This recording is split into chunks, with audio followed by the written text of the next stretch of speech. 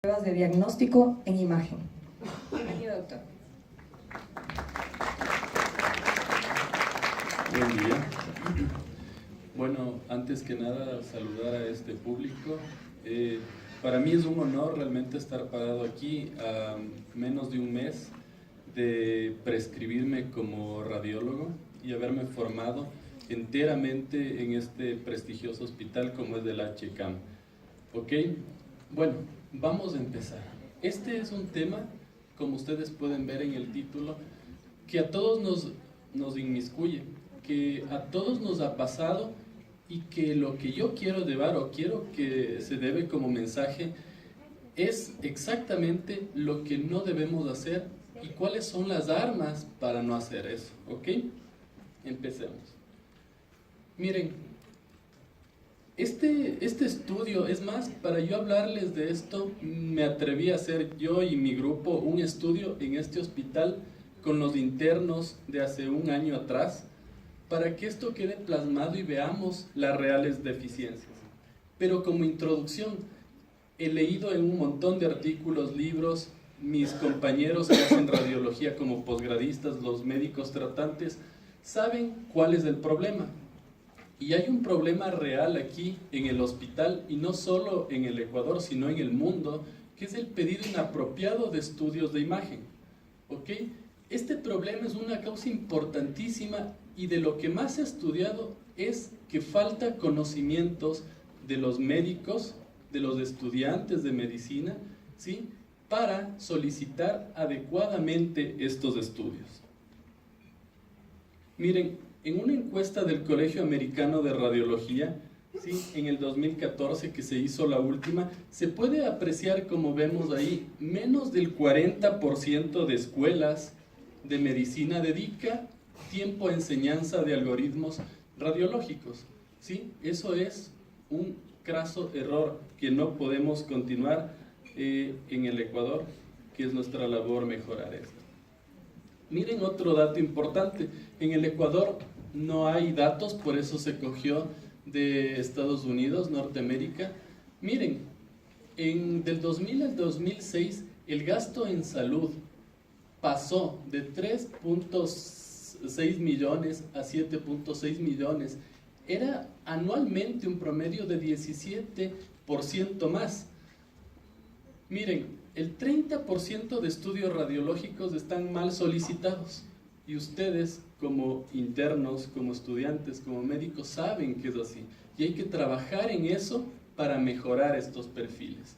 Aproximadamente se gasta 40 millones de dólares en estudios mal solicitados. En el Ecuador no hay datos, pero estoy seguro que son miles de millones igual que en Norteamérica. Un estudio de Cachalia, alguien que es muy estudioso de este tema, miren, él dice que las quejas por mala práctica médica, chicos, la mayor parte es por solicitar un examen que no es el adecuado, ¿sí? Las radiografías y TACs, los exámenes omitidos con más frecuencia son estos. O sea, alguien hace o valora un paciente realizando un infradiagnóstico o no pidiendo adecuadamente, como podemos ver acá. Y hay algo importante, la radiografía simple es el principal examen interpretado erróneamente. ¿Qué quiero decir con esto? Que ustedes, ¿sí?, no se han formado adecuadamente para interpretar, por ejemplo, una radiografía de tórax y hacen un diagnóstico no muy acertado. ¿Ok? Bueno, para conocer todas estas cosas, se hizo aquí en el hospital este estudio, que es, o queríamos investigar las nociones de los estudiantes del internado rotativo de medicina en el uso de estudios imagenológicos generales utilizados con más frecuencia en un hospital. Está publicado en la revista de radiología de acá. El objetivo de este estudio fue el siguiente: determinar el nivel de conocimientos que tienen los estudiantes internos rotativos, sí, de este hospital en el uso de estudios imagenológicos. ¿Por qué? Porque la bibliografía, y así lo dice, que desconocer los mismos es lo que nos lleva a solicitar mal un examen. Los objetivos específicos, miren, queríamos conocer su formación en radiología e interés como especialización de la misma. Conocer si los estudiantes revisan las imágenes antes de los informes radiológicos. Es lo típico, ¿no es cierto? ¿Qué hago primero? ¿Veo el informe o veo la placa?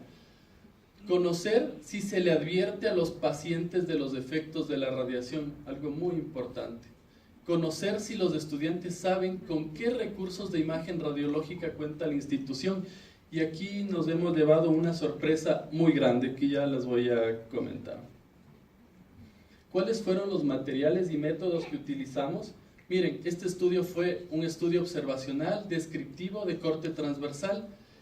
Habían 152 internos, pero 125 fueron los que participaron en ese momento. Los estudiantes del internado rotativo obviamente fue nuestra población.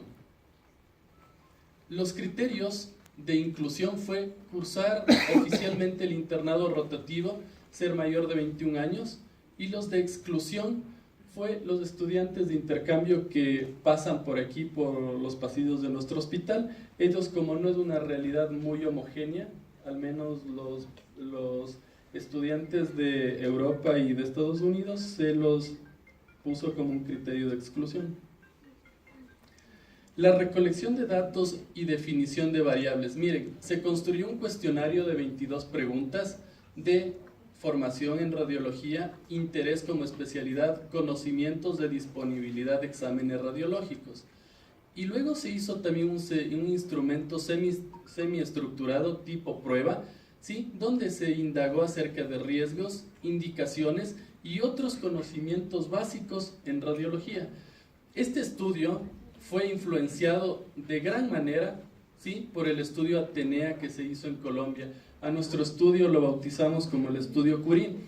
Así que hay una correlación y bueno, estamos próximos a hacer un estudio con Bolivia, Perú, Colombia y Ecuador, con algunos colegas de esos países. Miren, este instrumento semiestructurado tipo prueba, ¿cómo lo calificábamos si tenía un desempeño aceptable el interno que contestaba esto? ¿Cómo era eso? Si él contestaba 3 de 5 respuestas correctas en la parte de riesgos. Y si contestaba 6 de las 8 respuestas correctas en indicaciones y otros conocimientos. Si tenía bien esta y bien esta, era una aptitud global aceptable. Por lo tanto, un rendimiento aceptable en ambos subtemas, ¿verdad? El análisis estadístico se hizo con un paquete informático que ustedes ya lo han de haber escuchado y usado mucho, que es el EpiInfo 7, ¿sí? Habían variables categóricas, frecuencias, variables cuantitativas, medidas de tendencia central, media y mediana y medidas de dispersión. Y bueno, parte de los resultados que les voy a presentar, miren, los resultados, más o menos la edad, era de 24.3 más menos 1.3, el de menos de edad tenía 22 y el mayor 30 años, una media de 24 años. Femenino, el sexo femenino, sí, miren, fue superior, fue el 57% versus el 42% del sexo masculino. Primera fase de internado, ustedes conocen muy bien, son sus internos mayores, y la segunda fase, la primera fase es los que recién ingresan y la segunda fase son sus internos mayores. ¿Sí? Bueno, miren estos dos datos, después de ya tabular todo, pocos con desempeño global aceptable, o sea, muy pocos, y ninguno contestó correctamente todas las preguntas. Eso es algo que nos prende las alarmas realmente. Miren, el promedio de respuestas buenas, ¿sí? El número de preguntas sobre riesgos contestadas correctamente, miren, fue 2.6 más menos 1,09 de las 5 respuestas con una media de 3, como podemos ver. El número de preguntas sobre indicaciones y otros conocimientos en promedio fue 5 más menos 1, ¿sí?, de las 7 preguntas. Y el número de preguntas en total contestadas adecuadamente fueron 7.7 versus Atenea, que contestaron 8,14. ¿Ok? Cabe recalcar que los cuestionarios eran casi homólogos, simplemente traspolados a nuestra realidad. ¿Sí? Pasaron por el Comité de Bioética de aquí de la Checam y de docencia, y también del Hospital de Colombia, donde se realizó este otro estudio. Miren, el peor rendimiento en el desarrollo de la encuesta en el estudio Curie, o sea, nuestro estudio, fue en la indicación y otros conocimientos básicos. Y en Atenea fue, o sea, en Colombia, y Precia, que lo hicieron en Estados Unidos, sobre los riesgos. ¿Sí? Miren, el desempeño aceptable en preguntas sobre riesgos fue del 39,20%, y el desempeño aceptable sobre indicaciones fue el 36%. Incluso se puede notar que los dos riesgos, a pesar de que fue el mejor desempeño, sigue siendo menos del 50% de internos rotativos que lo contestaron adecuadamente. O sea, es un nivel muy bajo. Bueno, ¿de qué estamos hablando, verdad? Estamos hablando que el desempeño de la prueba, el 40,80% no le fue bien en ningún subtema. Imagínense, o sea, 4 de 10 no les fue bien en ningún subtema. En un subtema les fue bien al 43,20%, y en los dos subtemas apenas al 16%, o sea, 1 de 10. Miren, la radiología, cuando les preguntamos si ustedes les interesa o optarían como la radiología para su especialización, en nuestro estudio fue superior a los otros. Miren, en el estudio Curie se pudo tabular que el 25,6% les puede interesar radiología como para su especialización. En el estudio Atenea en Colombia, apenas del 13,9%, en Precia 11%, y en la facultad de la UNAM el 11,4%. Esta frase fue de la facultad de la UNAM, que ellos no se interesaban mucho en radiología porque decían que seguir radiología sería cambiar el arte por la técnica. Una frase que está muy alejada de la realidad, ¿verdad? La formación en radiología de interés, miren, apenas del 25,6% en nuestro país. Es un dato que no se lo ha sacado antes. Ser un médico competente. Se les preguntó si creen que utilizar bien la radiología o saber de esto es importante para ser un médico competente. Y bueno, lo que nos dijeron, aquí están casi todos de acuerdo. El 97,6% está consciente de que manejar, pedir bien exámenes, de saber las cosas básicas para pregrado es adecuado para ser un médico competente. Las clases previo a cursar, miren, aquí nos vamos ya topando con las cosas reales y lo que nos salta a la vista para mejorar. Clases previo a cursar el internado rotativo, dicen que el 91,20% sí recibieron clases de radiología, imagenología, sí, previo al internado. En Precia no hay una relación estadística, un rendimiento pobre. Miren, clases magistrales. Aquí en Ecuador 64,80 versus en Colombia 75,7. Aquí hay un dato bien alarmante que, bueno, está ya tabulado en otras etapas, pero es esto. Miren, se vio la realidad del Ecuador, se percibió, y después se hizo un acercamiento con todos y nos decían los estudiantes de medicina que no les dan clases a ellos, que les hacen coger 3 diapositivas y exponen mal. Y eso está mal, eso hay que cambiar. Un tutor debe también ir y enseñar. No quiero decir que él haga todo, pero ustedes tienen que ser, el tutor tiene que ser una parte activa de la formación del médico. Miren, y llega a tal punto que la autoformación, miren, en Colombia, apenas del 0,52 se pasan viendo videos para autoformación porque decían que tienen unos buenos tutores y hay docencia que les imparten con puntos claves. En cambio aquí, el 13,60 tiene que leer un tutorial, por ejemplo, de lectura de tórax, de placa simple, etcétera, porque nadie les enseña. La falta de preparación de la clase por el profesor y un sílabo inadecuado es algo que se encontró. El sílabo tiene que llevarse adecuadamente. El sílabo no es que yo soy profesor y si mañana me da esto, falto porque quiero, porque no puedo. O sea, tengo que tener algo, tengo que tener datos importantes y cosas para yo poder faltar. Miren, el estudio Curie se pudo ver que el 83,20% ¿sí? Tuvieron los estudiantes que hacer la presentación y en Ateneo el 41,2%. Medicina basada en evidencia como herramienta de enseñanza. Apenas el 34,4% de estudiantes conocen esto, es muy poco. Conocimiento de la existencia de guías de práctica clínica o protocolos para el manejo o realización de estudios radiológicos durante la rotación. Casi nadie conoce. Bueno, también no hay protocolos de todo, ¿no es cierto? Entonces está en la lógica. En Atenea es igual, en Colombia por más tampoco conocían los protocolos. Son datos importantes que se han sacado para poder trabajar en los mismos. Miren, los conocimientos, esto sí me dejó a mí asombrado realmente. Los conocimientos sobre la disponibilidad para realizar radiografías, tomografías, resonancias en la institución.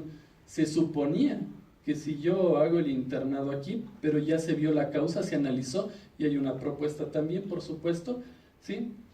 Se suponía si yo hago el internado aquí, al menos sé. Y miren, cuando preguntamos nosotros a los internos rotativos si saben de la disponibilidad de la realización institucional de una radiografía, apenas el 43,20% sabía que aquí hacen radiografías. Apenas el 51,2% sabían que hacen tomografía. Apenas el 48% que hacen resonancia. O sea, imagínense, esto es porque los internos rotativos y el personal que está rotando acá no tiene una relación con el servicio, ¿sí? Se ha pensado de que acá no deben rotar, de que no deben inmiscuirse para aprender al menos las cosas muy básicas que son importantes, como pedir adecuadamente un estudio en radiología. Miren, cuando se les consulta, cuando se les preguntó si consulta al paciente si se realizó un estudio previo con exposición a radiación, apenas el 31,2% pregunta eso. Y ustedes saben, al menos de un niño por conceptos de ALARA, de radioprotección, es importantísimo indagar en eso y preguntar, ¿sí? ¿Por qué? Porque ustedes han visto, o nos ha pasado a todos, ¿no es cierto?, el algoritmo equivocado de estudios radiológicos. Digamos que nuestro paciente, ¿sí?, se accidenta vía a la Tacunga. Le llevan al primer centro de salud y le hacen 5 placas de lo que sea. Ven que está fracturado, le llevan al Hospital General de la Tacunga, le hacen 3 tomografías, estaba seccionada la médula espinal, no pueden resolver eso en un hospital de esa envergadura, le traen a Quito, le llevan al Eugenio Espejo para que resuelvan esa fractura, le hacen otra tomografía, ¿sí? Y resulta que era afiliado, le traen al Andrade Marín y le hacen otra tomografía. ¿Se dan cuenta? En un solo paciente recibió tanta radiación y no debería ser de esa manera. Conclusiones. Definitivamente en este estudio se vio que la falta de conocimientos en radiología e imagen por los estudiantes, ¿sí?, es alarmante. Y ya se vio o se está instaurando pericias para mejorar esto. ¿Cuál es nuestro objetivo de radiólogos, de estudiantes de posgrado de radiología? ¿Sí? Que los estudiantes médicos generales y especialistas comprendan el valor, indicaciones generales y sus limitaciones. Y eso está en nosotros, transmitir eso, ¿sí? No es que todos no saben, sino que hay mucha gente que le falta conocer de mejor manera. Y ahorita vamos a presentar unas cosas muy breves para que ustedes puedan mejorar en eso. Porque mi idea no solo era presentarles los datos alarmantes, sino cosas para que ustedes mejoren. Tengo que encontrar una solución, por supuesto.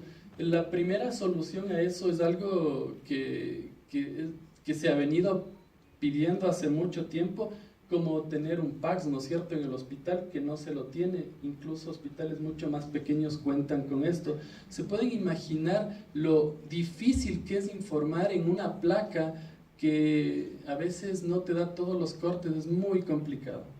Después de eso, ¿qué tengo que hacer? Esto es lo que importa. Hay que replantear las pericias educativas en radiología. Realmente, ustedes que apenas pasaron el pregrado, saben que la radiología es tomada como una materia secundaria. No puede ser así. Y nuestros compañeros que entraron al posgrado se topan, y nos topamos nosotros al debido momento con algo que no es como hacerte, por ejemplo, otra especialidad que en el pregrado son muy fuertes, ¿no es cierto? La clase, lo que te dan es muy fuerte. En radiología es muy pobre y a veces uno pues no sabe por dónde moverse. El conocimiento de guías de manejo del hospital es muy importante.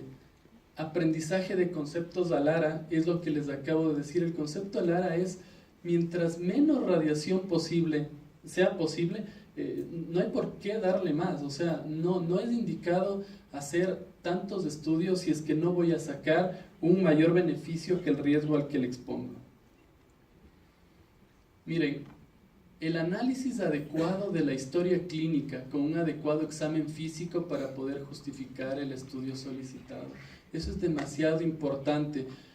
¿Cuántos de nosotros hemos visto, por ejemplo, las notas que mandan de emergencia? Dolor abdominal, eco abdominal, control con resultados. ¡Wow! Eso es algo increíble. O sea, tienen que hacer un análisis. O sea, estoy pensando en una pancreatitis y el dolor es en cinturón, si es así. Si tengo un dolor en esta clase, estoy pensando en eso. No puedo generalizar las cosas y pedir un arsenal de cosas sin siquiera pues tener una guía clínica y hacer un buen estudio clínico. La clínica está sobre todo, ¿sí? Uso de criterios para pedir exámenes del Colegio Americano de Radiología. Esto es lo que más les va a servir, porque nosotros aún no tenemos guías propias, ¿sí?, en ningún hospital del Ecuador, pero estas ya están hechas. Solo tenemos que saber interpretar, leer inglés un poco, y ya les voy a presentar un ejemplo clave en esto. Formación en radiología a cargo de un profesional competente, ¿sí? Muchos estudiantes de los que les hicimos esta encuesta nos dijeron que radiología, la clase de radiología, la veían como algo secundario y no les daba clases un médico radiólogo, les daba clases otro, me dijeron uno, incluso un médico general que le han contratado para eso. ¿Qué quiere decir eso? Que no les interesa la calidad que puede tener y los conocimientos más adecuados un médico radiólogo que es un especialista en el área y tiene que impartir eso. Miren, el uso de los criterios apropiados que lo hizo el ACR, el Colegio Americano de Radiología. Esta es la web donde pueden ingresar y ahí están absolutamente todos los protocolos. ¿A qué me refiero con esto? Si ustedes están en la emergencia, ya les voy a presentar un ejemplo, y dicen apendicitis, ¿qué le pido para apendicitis? ¿Será primero un eco, una tomografía, una resonancia? ¿Qué es? No sé. O tengo un derrame cerebral. ¿Qué tengo que hacer primero? En esos protocolos está la respuesta con evidencia. Miren, médico referente considerando estudio radiológico, ¿no es cierto?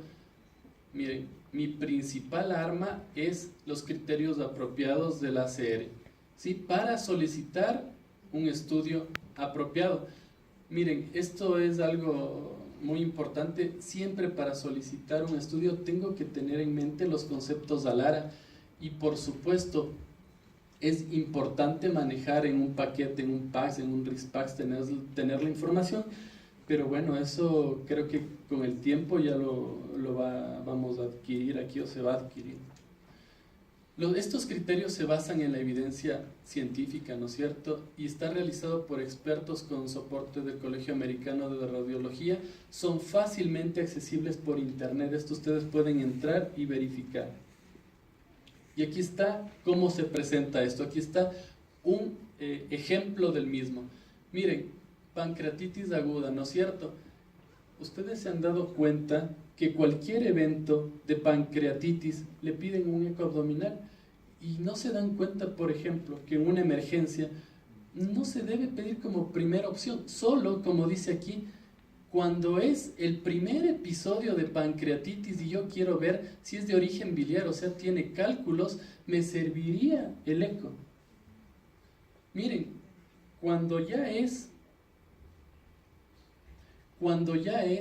¿sí? Yo ya tengo un episodio que ya sabemos que tiene pancreatitis, pero se subió la amilasa, la lipasa, en orden, miren, aquí está usualmente apropiado, o sea, la mayor evidencia tiene una tomografía abdominal con contraste, ¿sí? Luego, una resonancia abdominal, ¿sí? Y esta resonancia, como ustedes saben, sobre todo la que se ve adecuadamente la vía biliar, es para localizar exactamente dónde están los cálculos y esto está por aquí y que el médico solicitante pueda actuar de una gran manera. Como ustedes pueden ver, estos protocolos de la SER está de todas las enfermedades que se puedan imaginar ustedes, de todo, absolutamente todo. Y una enfermedad tiene varios escenarios. Les pongo otro ejemplo muy común. Si han escuchado que a todo paciente prequirúrgico le piden placa de tórax para entrar, ¿no es cierto? Ahí está el protocolo y dice cuándo pedir y cuándo no. Así es que no es un cribaje a todos, les hacen un cribaje. Entre otros ejemplos, ustedes ahí tienen un arsenal de enfermedades para que puedan analizar esto. Bueno, aquí hay un blog que lo hacemos yo y un grupo de compañeros que también tienen toda la información, nos mandan y hemos trabajado en teleradiología con los rurales, ¿sí? Ellos nos mandan placas de su rural que no conocen y les contestamos con la respuesta. Hasta ahora es completamente gratis esta respuesta. Radioprotección a pacientes. Chicos, es bien importante eso. Evitar radiaciones médicas innecesarias. ¿Sí? Yo tengo que evitar este choque que les dije, que le doy tomografía desde el hospital A hasta el hospital Z. No puede ser eso. ¿Sí? Miren, repetición de exámenes complementarios, la frecuencia de exceso de exámenes complementarios. Hay que tener una comunicación entre profesional y radiólogo. Miren, ustedes chicos, si tienen alguna duda, el servicio de radiología es presto para resolverles cualquier duda. No se queden con esa, bajen, pregunten y vamos a actuar de mejor manera por nuestro paciente, que es por el que trabajamos y por el que aportamos todo esto. Competencias de médico remitente en cuanto a pertinencia. Ya hay algunos hospitales que manejan esto, los exámenes inadecuados. Sé que en el hospital IES del Sur, solo con la firma del médico tratante se está empezando a hacer estudios. Normas de radioprotección. Esto es importantísimo, no es el momento de hablarles porque es algo muy largo, pero todos nosotros tenemos, los que hacemos la radiología y los que pedimos, pedir que le protejan al paciente los órganos más sensibles. Diseño de estrategias de prevención de riesgo. Estos son unas cosas pequeñas que sacamos en conclusión. Se puede hacer muchas más cosas, pero se necesitan mucho más dinero. Sí, para empezar, con esto nos iría muy bien. Un programa de difusión, articularnos del servicio de radiología con emergencia, articularnos del servicio de radiología con los demás servicios para saber qué pedir, cuándo pedir. Recoger datos impresos. Si yo tengo un examen mal pedido, eso se tiene que archivar, recoger para socializar e impedir que luego se haga un examen que no esté bien. La formación y capacitación de personal es importantísimo. La charla que les estamos dando hoy, reproducirla a los demás servicios que le llegue a todos. Formación de comités, sin duda. Analizar indicadores periódicamente. Hay que ver en una línea cómo sigue esto, si se trabajó y ya está bajando la pedida de la solicitud de exámenes que no están adecuados o subió, ver los picos, cuál es el servicio que más mal pide, trabajar en ese. Aplicación de ciclos de mejora continua, por supuesto, e información personalizada al paciente. Miren, que no se vuelva a repetir porque ahora sí ya lo saben. Esto es apenas un ejemplo, borré el nombre por respeto, por supuesto, pero miren, aquí mismo pedido, eco abdomen simple y contrastado. Chuta, imagínense. Y eso que no les cuento, no puse los más feos. Eco de apéndice sifoides porque se desperezó y sonó crack, entre otras cosas. O sea, ¿se pueden imaginar lo que un médico puede solicitar cuando no sabe? Estamos locos. Hay que trabajar en esto, chicos. Ustedes son los indicados para cambiar esta realidad. La bibliografía de dónde se sacó y por supuesto no felicitar a la mujer, sino que empoderarse a la mujer trabajadora, que mañana es su día. Listo, muchas gracias.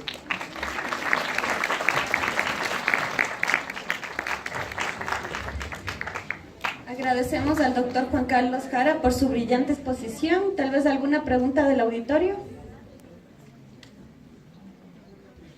Más que claro, y un llamado de atención para todos. Que tengan un buen día. Muchas gracias.